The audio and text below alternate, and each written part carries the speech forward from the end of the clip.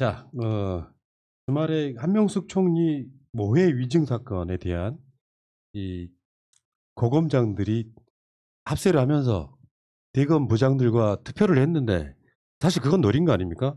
조남관 차장 자체가 혼자 결정하기 좀 그렇고 독박 안 쓰려고 고검장들 끌어들여가지고 투표를 했더니 불기소하는 걸로 결론을 내렸다 이런 거예요.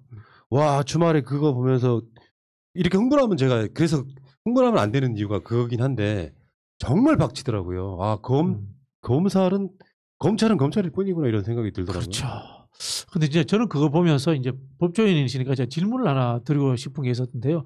그게 총장한테 지휘권을 발동을 하잖아요. 법무부 장관이 하면서 뭐 이문정 검사라든가 특정 검사를 지정해서 수사를 맡겨라 라든가 이런 건 불가능한가요? 당연히 가능하죠.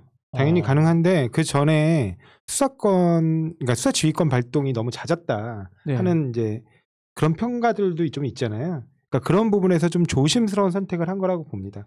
이제 특히 제가 볼 때는 박봉기 장관이 선거 국면도 있고 하니까 이게 혹시라도 이제 국민들이 오해하실까봐, 예를 들면 이른바 뭐 제19 감싸기 내지 내로남불의 어떤 뭐 모습으로 비춰질까봐 가급적이면 굉장히 절제해서 했어요. 그러니까 그 내용을 보면 정말 이 정도로까지 자세하게 수사지휘권을 행사한 사례가 있나. 왜냐면 그 내용을 보면 이 기록 전체를 보지 않고는 불가능한 정도로 아주 자세하게 수사지휘권이 명시되어 있어요. 심지어 거기에 관련된 사람의 특정 어떤 진술, 증언, 증거회를 탁 집어서 요 부분 중점 검토해달라. 요 부분 중점 검토해달라. 그리고 전체 수사 절차를 개관하면서 수사 절차에 어떤 부분이 문제점이 있는지까지 다 지적해서 그래서 다시 한번 판단해봐라. 한 것 같아요. 그러니까 그걸 보면 아, 박봉기 장관이 확실히 판사 출신이라 순진한 면이 있다. 저는 당연히 이런 결과를 예측했거든요. 왜냐하면 검사들은 자기 수정이 안 되는 사람들입니다. 기본적으로. 그렇죠. 근데 박봉기 장관은 본인이 판사니까 내가 이렇게까지 자세하게 내용을 검토를 해서 특정 문제 있는 점들을 지적하면서 이 부분을 다시 한번 검토해서 판단해달라고 하면 적어도 저 사람들도 같이 공부했던 법률가들인데 법률가의 양심은 있을 거다. 그러면 뭔가 다른 판단이 나오지 않을까? 그걸 기대하신 것 같은데 원래 그 사람들은 법률가정 판단을 하는 사람들이 아닙니다. 그러니까 박범계 장관의 그럼 의도가 네. 이렇게 자신들끼리 이걸 다시 한번 토론해봐라 아닙니까? 결론적으로 네. 말하면. 그러면 이 사건의 이런 내용을 갖고는 절대 불기소는 못할 거다라는 그런 확신이 있었던 있었던 것 같아요. 거기에다가 이제 부장 판사들끼리 부장 검사들끼리니까 숫자도 얼추 비슷하게 되고 하니까 제대로 된 토론이 안 되겠나 싶었는 건데 조남관 대행이 거기에다가 검사장들까지 딱 밀어넣으면서 숫자를 늘리면서 그냥 감아버린 거죠. 그죠? 아니 근데 그게 저는 애초부터 기대 안 했고요. 대검 부장들도. 그리고 근데 사실은 검사장들이 고검장들이 들어간다고 해서 그 박봉기 장관은 여전히 법률가정의 양심을 믿었던 것 같아요. 그러니까 크게 뭐 그건 영향은 없을 거다라고 본 게 실예를 들면 박봉기 장관 수사 지휘 내용 중에 이런 게 있습니다. 뭐냐면 그때 당시에 그 한만호 씨를 재소자 중에 한 명이 접견을 한 적이 있어요. 나와서 잠깐 나와가지고 접견을 하는데 그 변호인 접견과 달리 일반인 접견은 모든 전 과정이 다 녹화되고요. 그 다음에 교도관이 보고 있는 데서 진행돼요. 완전히 변호인 접견하고 완전히 질이 다릅니다. 그리고 칸막이로 완전히 막혀 있고 이른바 전화 내지는 구멍이 뻥뻥뻥 뚫려 있는 그걸로 얘기를 하는 거예요. 그러니까 이 두 사람이 뭐 하고 있는지를 교도관이 다 감시하는 그 하에서 진행을 하거든요. 근데 그때 둘 사이에 굉장히 편안한 그 톤으로 대화가 이루어진 그 녹음이 있어요. 네. 근데 그 녹음 내용을 보면 한만호 씨가 그 법정에서 나와서 한 한명수 전 총리에 관한 사건이 진실이라는 내용에 부합하는 얘기들을 둘이 계속 나누거든요. 근데 실제로 그 사람이 법정 증언할 때는 달리 얘기한 거예요. 네. 그러면 둘 중에 하나가 거짓말인 거잖아요. 그렇죠. 근데 법정의 증언은 굉장히 훈련된 상태로 나와 있는 증언이고 이거 이 둘 사이의 증언은 굉장히 둘 사이의 그 녹음 대화는 굉장히 편한 상태에서 둘이 대화한 거거든요. 그러니까 굉장히 신빙성이 높은 거 아닙니까? 그렇죠. 근데 그 증거가 있었는지를 몰랐던 거예요, 검찰이. 근데 나중에 그게 확인된 거거든요. 네. 그래서 이 내용에 비춰봤을 때도 과연 이 사람이 위증이 아니냐. 그거를 다시 한번 판단해보라. 그러니까 객관적 증거가 있기 때문에 그거를 수사 지휘서에다 명시합니다. 이 부분을 특별히 중점 검토해달라고. 그런데도 불구하고 같은 결론이 나오는 거예요. 네. 그러니까 이건 어떻게 할 수가 없는 거예요. 지금 방송하는 이 시간 현재 법무부의 입장이 나왔거든요. 그러니까 한명숙 위증교사 의혹을 합동감찰로 진상규명해라. 그렇게 요- 할 수밖에 요런 없겠네요. 거거든요. 네. 이거 어떻게 바라봐야 돼요? 그러니까 이 부분은 또 뭐냐면 그래 무혐의 처분으로 이제 최종 종결하는 건 어쩔 수 없다 치자. 이제 내가 그걸 대검 부장회의를 법률적 무혐의로는 어쩔 수 예, 없는데 대검 부장회의를 따르겠다고 했으니까 약속했으니까. 그런데 그때 당시에 재소자들이 여러 편의를 봤습니다. 그러니까 재소자들은 사실은 이 변호인 접견도 굉장히 좋아하는 이유 중에 하나가 그 안에 있으면 되게 힘들거든요. 나와서 담배도 한 대 피고 예 그리고 잠깐이라도 변호인하고 이런저런 그렇죠.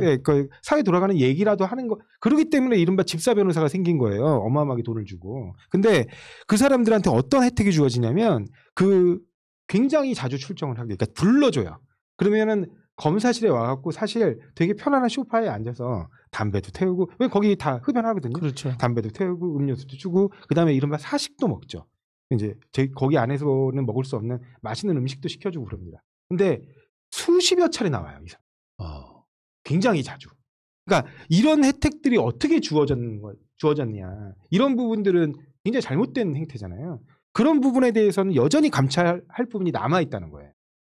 그래서 그런 부분에 대해서 감찰 지시. 거기에 이제 대가가 좀 존재했다. 그렇죠. 그러니까 거래가 있을 수 있다라는 오늘까지 의심은 이제 공소시효는 끝나더라도 끝난 거죠. 네. 지금 이런 거거든요. 효율적이고 신속한 합동 감찰을 위해 대검과 회의를 개최하고 감찰 업무 수행 전반을 긴밀히 협의하겠다. 그러니까 법률적으로 기소는 못하더라도 진상규명을 하겠다 이런 뜻이에요. 뭐 그렇죠. 그런 과정에서 징계는 할 수 있는 거죠. 이게 예. 결과가 나오면 징계는 할 수 있게 되는 거고요. 지금 쉽게 상황하면은 이게 우리가 이제 과거 사이 하는 것처럼 비슷한 상황이 되는데, 네. 근데 물론 이게 이제 또 다른 이제 다른 증거가 나온다면은 이 공소 기간이 좀 뭐라고 합니까? 법적인 네. 기간이 또 늘어날 수도 있는 건가요? 뭐 그거는 알 수 없죠. 그건 알 수 없는 예, 상황이죠. 이제 그 조사의 결과에 따라 달라질 수는 있겠죠. 야, 근데 진짜 이런 경우 있잖아요. 박범계 장관이 고검장들 여기 배석시키겠다라고 했던 조남관 이야기에 노 할 수는 없는 거예요. 아니 당연히 할 수 있는데요. 네. 아까도 제가 말씀드렸듯이 박범계 장관은 본인이 법률가니까 이 정도로까지 문제점들이 많은 그러니까 도저히 이게 무혐의 처분으로 합당한가에 대한 의문이 있는 증거들을 구체적으로 콕 집어서 수사지휘를 내렸기 때문에 그런 것을 눈앞에 보고도 과연 무혐의 처분을 할 것인가 다시 그 부분에 대한 법률 과정 양심을 믿었던 거 같아요. 야, 진짜. 근데 그 참여한 사람들 중에 14명 중에 10명이 기소의견이었다는 이야기가 있잖아요. 그러면 그게 사실 대검 부장들은 뭐 추미애 장관 등이 임명한 사람들이 주 아닙니까? 근데 그건 달리 보셔야 되는 게 네. 총 그 14명 중에 그렇죠? 그다음에 그 중에 2명이 2명이 기소, 네, 기소. 2명이 기권. 2명이 기권, 그다음에 10명이 불기소예요. 근데 기권이 너무 웃기지 않습니까? 기권. 뭐 아니 도대체 기권이라는 결정이 어디 있어요? 세상에 법률가가. 기소 아니면 불기소인 거지. 세상에 뭐 나는 이제 있어서 못 할게요. 그리고 손 때리는 그런 건 없잖아요. 그 정도로 조직 내부에 압력이 셌다는 거예요. 하긴 조남관도 뭐 추미애 장관 때 또는 문재인 정부 들어서 출세한 사람인데 뭐 그렇게 되는 거 보면 신기해요, 진짜. 그렇죠. 그 흔히 우리 옛날에 국방부에 그런 이야기 있거든요. 우리 쪽에 이제 몸담으면은 나중에 체력단 단련장 가서 골프장 가서 골프 치고 사우나 같이 못 간다 그러거든요.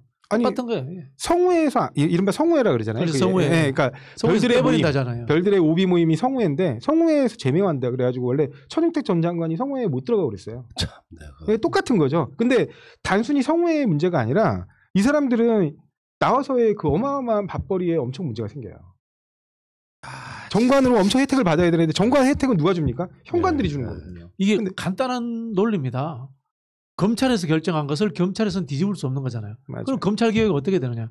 조직을 나누어 가지고 서로 상호 견제와 균형이 되도록 해줘야 된다라는 논리로 발전할 수밖에 없는 상황을 이 사람들이 보여준 거죠. 최근에 한 1, 2년 동안 보면은 검찰이 왜 개혁이 필요한지를 보여주고 있는데 본인들은 절대 그게 안 되는 사람들인 게 드러나잖아요. 대표적인 인물이 윤석열이었고 최근에 이것도 보고 있으면 우리 일반적 상식선에서 보면 여러 가지 증언들이 나오고 있으면 수사 한번 해볼 만 하거든요. 그러면서 국민들한테 우리 검찰이 이만큼 달라졌다는 걸 보여주면 좀 개혁을 덜 당할 텐데 이게 전혀 그 상태가 아니잖아요. 이게 흔히 하는 이제 보수 언론에서 비판하려면은 똑같이 적용되는 게 LH 비리 수사를 LH에서 맡겨놓은 거예요. 뭐가 잘 네. 나오겠어요? 나올 수가 없잖아요. 똑같은 그런 거죠. 거예요, 딱 이게. 그런 거죠. 똑같은 거예요. 이게 사실은 그리고 이 사건에서 모해 위증 교사를 했다라고 의혹을 받고 있는 사람이 바로 검사죠. 그때 당시 그 사건을 했던 그 검사가 어미준 검사라고요. 현재 그 박형준 그 딸 예. 입시 비리 관련 수사를 덮었다고 의혹을 받고 있는 검사하고 아. 똑같은 사람입니다. 그러니까 검찰은 과거에도 그랬고 현재도 그렇고 앞으로도 이게 만약에 개선되지 않는 한 계속 그럴 건데 뭐냐면 검찰 조직에 이로운 정권에는 충성을 다하고요. 검찰 조직을 국민에게 돌려주려고 권력의 힘을 빼는 아니 내지는 권력을 상호 견제하게 하는 그런 검찰 개혁 작업을 진행하는 정권에는 그 끝까지 저항하고 대항한다. 예. 그래서 윤석열 총장이 자기 조직에 충성한다고 그렇죠. 조직에 충성하는 거죠. 깡패네. 네, 그렇죠. 그리고 그 수사권 갖고 복수하잖아요. 예. 진짜 근데 지금 조직이네 이 사람은. 이게 한동수 부장이 그 페이스북 통해서 이야기한 거 있잖아요. 비공개하기로 했는데 바로 보도되는 거. 네. 이 문제도 좀 심각한 문제예요. 심각한 문제죠. 아주. 이것들은 다 사실은 어떻게 보면 비공개 이제 그 공개금지 각서까지 썼다는 거잖아요. 이것도 사실은 공무상 비밀로서로 다 처벌해야 돼요. 네.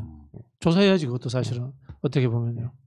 그러니까 검사 윤리에 어긋나는 거죠. 네. 그렇죠. 그래서 예. 그래요. 아니 공무상 비밀을 언론에 바로 흘린 형법 건데. 위배인 거. 그러니까 범죄인 거죠. 그러니까 이런 범죄들은 검사들은 아무렇지도 않게 해요. 예전에 이 김남법이 처음 도입됐을 때 좀 이렇게 친분이 있는 검사들하고 밥 먹으면서 하는 얘기가 뭐냐면 자기들은 이런 거 전혀 신경도 안 쓴다는 거예요. 왜? 어차피 기소도 우리가 하는데. 근데 우리가 우리를 어떻게 기소할 거야? 기소 안 할 권리도 자기들이. 네, 그러니까요. 아 진짜 민주주의 겁나게 힘든 게 그냥 박근혜 때처럼 그냥 국정원이나 기무사가 동원됐다면 이거 쉽게 해결할 문제예요. 사실은 진짜로 우쩍하는 이야기가 아니라 다른 권력이 자기를 감시한다고 한번 생각을 한번 해보세요. 그것도 뒷조사 방식으로. 윤석열이 과거에 그렇게 그 국정원 댓글 사건에 매달렸던 이유가 박근혜 정부, 이명박 정부 말기부터 후반기부터 이명박 정부 후반기라는 거는 윤석열 원세훈 국정원장이 그렇죠. 취임한 이후입니다. 그때부터 시작해서 박근혜 정권까지 박근혜 정권이 사실 이제 대규모로 군 출신들이 등용되잖아요. 중용되고 중요한 자리에. 그러면서 이른바 사정 권한에 관한 패권이 검찰에서 국정원으로 넘어가는 다시 시점이에요. 회귀한다 이렇게. 네, 그러면서 생각을 여기서 만약에 우리가 걸지 않으면 검찰의 존립이 위협될 수 있다. 그렇기 때문에 그렇게 열심히 권력 한 거예요. 싸움이었구나. 이를테면. 그렇죠. 당연히 권력 싸움인 거죠. 그렇기 때문에 더 열심히 한 거예요. 예. 열심히 하다가 박근혜 대통령한테 쫓겨난 거죠. 찍힌 거구나. 야. 그러면 어쨌건 이문정 검사는 진짜 불쌍하다는 느낌이 들 정도 아닙니까? 이 정도 되면은 그 대검찰청의 엘리베이터에서 이문정 보면은 거의 벌레 보트한다 뭐 이런 얘기가 있잖아요. 왕따가 돼 있는 거죠 내부에. 굉장히 심각하겠는데요. 네. 네. 그러니까 이 조직 내부 아까도 말씀드렸듯이 지금 이번에도 보세요. 박철원 검사라고 이문정 검사가 그 감찰 3과장이 반대하고 그리고 본인은 찬성했는데 반대해가지고 결국 처음에 무혐의 처분이 이제 재차 무혐의 처분이 내려진 거에 대해서 얘기를 했더니 이게 공무상 비밀 누설이라는 거예요. 그러면서 관련 판례를 끌고 와요. 근데 그 판례의 취지는 뭐냐면 내용이 전혀 다릅니다. 뭐냐면 실제로 아직 수사가 진행 중인 사건, 수사가 진행 중인 사건에 누가 어떤 심증을 갖고 있는지 그런 부분을 외부에 공개하는 게 공무상 비밀 누설이에요. 그건 당연하잖아요. 왜냐하면 누가 어떤 심증을 갖고 있는지 아직 수사가 진행 중인 상황이 외부에 알려지게 되면 그 사람을 상대로 집중적인 로비가 들어갈 거 아니에요. 그러니까 그거를 하지 못해야 되는 거 아닙니까? 그래서 원래 국회에서 이제 국정감사 할 때도 수사 중인 사건에 대해서는 하지 말자. 그렇죠. 영향이 똑같은 가니까 거네. 영향이 가니까 그러는 거예요. 근데 이거는 무혐의 처분으로 지들이 종결을 했어요. 그럼 그 다음에는 책임을 물어야 될 거 아니에요. 그렇죠. 그러니까 이게 책임이 있는지 없는지 따져봐야 될 거고. 근데 거기서 그걸 얘기하는 걸 갖고 다 그 판례를 들이대면서 공무상 비밀 누설로 이걸 고발해야 된다. 그랬더니 바로 법세련이라는 또 그 단체 있잖아요. 맨날 고소고발 일삼는 그 법세련이라는 단체에서 받아서 바로 고발을 하고 그랬더니 이거 그냥 각하해도 될 사건이거든요. 바로 또 형사부에 배당해가지고 정식으로 수사 개시하고. 그러니까 조직을 배신하면 어떻게 하는지 우리는 보여준다. 이걸 계속 신호를 주는 거예요. 그럼 변호사님만의 그 검찰 개혁이 뭐 여러 가지가 있잖아요. 뭐 네. 검경 수사권 조정, 중대범죄수사청, 공수처 이렇게 진짜 핵심은 다른 데 있는 것 같은 그런 느낌이 들거든요. 아니요, 저는 애초부터 계속 그 얘기를 해왔고, 근데 그리고 우리 민주당에서도 예전에 그 얘기를 해오다가 이른바 그 지금 현재 조정된 수사권안은 과거 우리가 절대다수의 정당 의석을 갖지 않았던 소수 여당이었을 때 사실은 어렵게 그것도 그렇죠. 패스트 트랙으로 4+1일 때 냈던 네, 멱살 아닌데. 잡혀가면서 멱살 질질 끌려가면서 어렵게 통과시킨 거예요. 그것도 그래서 다른 야당까지 설득해가면서 그래서 절정점을 찾은 거거든요. 근데 원칙은 직접 수사를 못하게 하는 게 맞습니다. 그러니까 직접 수사는 전부 경찰이 하고 검찰은 굳이 얘기하면 수사 지휘하고 기소를 하게 하는 게 맞아요. 그래야지 인권 감독관으로서 법률 전문가가 행하는 그 본래의 영역에 자기 자리를 찾는 거지. 원래 검사들은 수사 전문가가 아니에요. 저랑 같이 공부했잖아요. 사법연수원에서. 우리 배우는 거 과학수사론 책 한두 개밖에 안 돼요. 수사론을 잘 모릅니다. 현장 수사도 잘 모르고요. 뭐 현장에 우리가 나가서 뭐 하는 게 아니잖아요, 검사들이. 근데 그 사람들이 수사권, 직접 수사권, 특히 수사 개시권을 갖게 되니까 뭐가 문제가 되냐면 그 수사 개시권을 가지고 누군가를 협박을 하고 압박을 할 수 있는 거예요. 자기한테 유리한 방향. 선택적으로. 예. 너 이거 내 원하는 대로 안 하면 너 내가 다른 걸로 너 먼지나 짓 털면 안 나올 것 같아? 이렇게 되는 거죠. 자꾸. 표적 수사가 되고. 그러니까 수사는 경찰한테 맡기고 검찰은 인권감독관으로 남아야 된다는 거예요. 그러면은 저 보궐선거 이후에 민주당이 막 좌고우면 할 게 아니라 뭐 공소청이라든지 중대범죄수사청이라든지 이거 표현이 좀 적당하지 않을 수 있는데 밀어붙여야 된다고 생각을 하거든요. 우리들 입장에서는 그렇거든요. 예, 저는 기본적으로 그러니까 뭐 견해는 서로 다 다를 수 있는데 저는 그런 방식보다는 국가수사본부의 수사권 전체가 이관되는 게 맞다고 봅니다. 예. 아예. 그리고 검찰이 그 부분에 대해서 법률가적 통제를 하게 하는 게. 그래서 수사는 못하게 아예. 그리고 하긴 지금 그것도 나쁘지 않네요. 네. 검찰 조직에서 그 검찰 수사관들 다 빼내야 돼요. 그게 제일 중요합니다. 제일 핵심입니다. 그게. 이게 왜 중요하냐면 이게 역사적 연원도 있어요. 지금 되게 말씀 잘해주셨는데 과거 검찰이 이렇게 직접 수사를 많이 한 적이 없어요. 되게 중요한 사건 아주 극히 예외적으로 해왔습니다. 특히 뭐 그 홍준표 검사가 슬로모션 사건에 예, 그 홍준표 의원이 검사하던 그 시절에는 정말 그렇게 예외적으로 했어요. 근데 이게 어느 때 늘어나냐면요. 노태우 정권이 들어서면서 좀 이제 민주적 정당성이 좀 취약했잖아요. 그러니까 이거를 갖다 어떻게든 보완하기 위해서 이제 막 국민을 단합시키려면 뭐 공통의 적을 만들어야 되지 않습니까? 그때 만들어내는 게 이른바 나쁜 놈들이에요. 범죄와의 예, 전쟁. 나쁜 놈들의 전성시대. 나쁜 놈들 전쟁 시대. 예, 거기 그렇죠. 나오는 범죄와의 전쟁입니다. 그 범죄의 전쟁을 하려고 하니까 이제 검사들이 그냥 다 달려들어갖고 해야 되는 거예요. 왜냐면 그때는 박철환 검사가 이른바 육공 황태자였어요. 네, 그렇죠. 그러니까 본인이 검사 중심으로 그 구조를 짜기 시작한 거예요. 국가 구조를. 그렇게 국가 구조를 짜면서 검찰의 힘을 완전히 실어주고 검찰의 대대적인 소탕을 맡기도록 한 겁니다. 근데 그렇게 하려고 하니까 수사관이 없는 거예요. 수사관이 없어가지고 그때 대대적으로 뽑습니다. 그래서 이제 검찰 특채가 엄청나게 들어가요. 그때 어마어마하게 뽑아요. 7급들 엄청나게 뽑아요. 네. 7급들. 네. 근데 그분들이 지금 인사적체가 생겨가지고 맨날 그냥 그 뭐 하고 있는지 모르고 그냥 검사실에 앉아가지고 이렇게 뒤로 그분들이 평소에 지금 뭐 하겠어요? 졸고 계시는 그분들입니다. 예, 요즘은 없어졌겠지만 네. 늘 정보 취합하고 다니는 거예요. 네. 정보 취합하니까 뭐야 인지수사할 수 있는 거리가 늘 가지고 있는 거예요. 가지고 있다가 우리 옛날 과거 정부 때 그런 이야기 있었지 않습니까? 무슨 뭐 정치적 위기가 되면 연예인 사건 터지더라. 지금 그런 맞아요. 일이 있었던 거예요, 그게. 캐비넷에 있던 거. 그렇죠. 예. 네네. 그러면서 아까 말씀하신 대로 그렇게 유효인력이 나중에 남아도니까 자꾸 무슨 저 기관을 만들어요. 그 기관이 만들어진 것 중에 하나가 야 경찰만 정보 수집할 뭐 권리 있어? 우리도 하나 만들자. 그래서 만들어진 게 범죄정보기획관입니다. 그거. 네. 이른바 범정이라고 부르죠. 네, 범정. 그것도 없어지지 않았습니까? 그걸 이제 그러니까 수사정보기획관으로 바꿨어요. 지금도 있습니다. 그러니까 네. 그분들을 조직을 정리해야 돼요. 아까 말씀하신 대로 그 수사관 조직을 정리해야 돼요. 그러니까 국가수사본부가 출범을 했다면 그 수사관들을 거기로 조직 이관을 시켜주는 게 맞아요.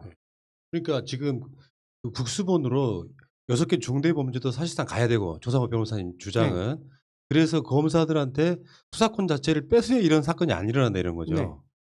그럼 조 변호사님 주장은 중수처 만들 필요 없이 네. 국가수사본부로 다 밀어넣어줘야 그렇죠. 된다. 다 밀어넣어주고 그 다음에 또 견제를 막 해야 되잖아요. 그러니까 여러 수사기관들을 만들 필요가 있어요. 전문성에 따라. 예를 그렇죠. 들면 네. 금융위원회에 이 금융범죄 전문 수사관들을 키우는 거예요. 그리고 그 사람들은 당연히 또 인권총재적 관점에서 검사가 통제를 하게만 하면 되는 거거든요. 수사권만 갖고 그렇죠. 있으면서. 수사권, 직접 수사권. 그리고 가장 중요한 게 이제 압수수색 권한인데 압수수색 권한에서 항상 막히는 게 뭐냐면 검사와 수사관의 판단이 다를 때예요.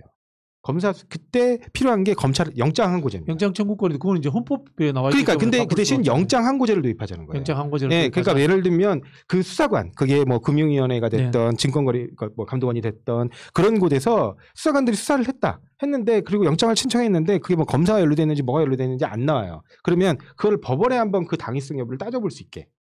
그게 영장 항고제거든요. 영장 항고제는 그러면 개헌 안 하고도 가능하죠. 얼마든지 가능하죠. 야, 참.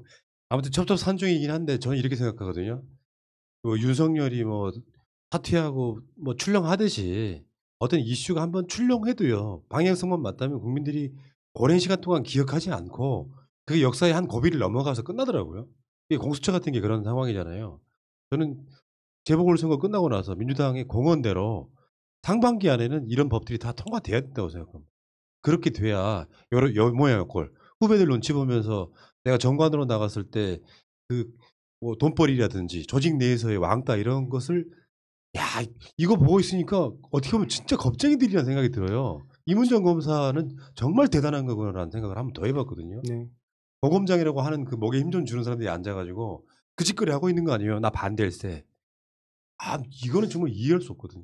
이제 조변이 오시니까 뭔가 좀 쉽게 이해가 되네요. 예를 들면 공수처도 일타강사시네. 네, 공수처도 어떻게 보면은 과거에 있던 특수부 하나 독립시켜서 따로 만들어 놓은 거네, 그죠? 네, 근데 그 핵심은 뭐냐면 적어도 검찰과 조직과 완전히 분리돼 있기 때문에 분리돼 있죠, 그렇죠. 검사의 범죄도 그대로 관용으로 넘어가지 않을 것이다. 그러니까 우리 뭐 대단하게 특별한 뭐 장악할 수 있는 기구를 만든다라고 이제 언론에 야당이 비판을 하고 있지만은 사실 보면 검찰 조직들을 서로 이제 독립적으로 견제할 수 있도록 쪼개 놓는 네. 상황이다. 네, 이렇게 그렇죠. 이야기하시면 될 것 같네요. 알겠습니다. 야 오늘 자 우리 이봉원 변호사께서 뭔가 이렇게 진짜 일타강사처럼 검찰 개혁의 핵심을 정확히 알고 계신다. 이게 진짜 검찰 이해했어요. 개혁 특강해도 되겠다. 그러니까요. 자, 이 주제는 여기까지 하시고